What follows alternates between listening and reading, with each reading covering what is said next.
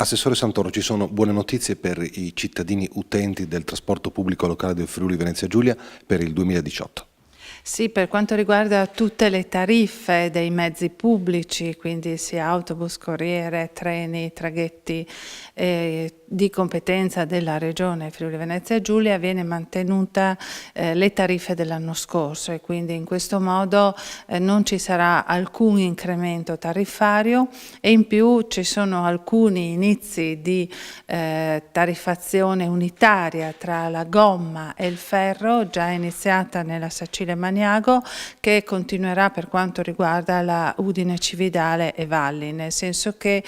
con lo stesso abbonamento potrà essere preso per la stessa tratta indifferentemente sia il bus che il treno. Quindi una serie di servizi che si cercano sempre più attenti al cittadino e in questo senso anche l'unificazione dei titoli di viaggio online rispetto alle biglietterie sarà un tema che ci impegnerà nel prossimo trimestre per arrivare a una soluzione condivisa.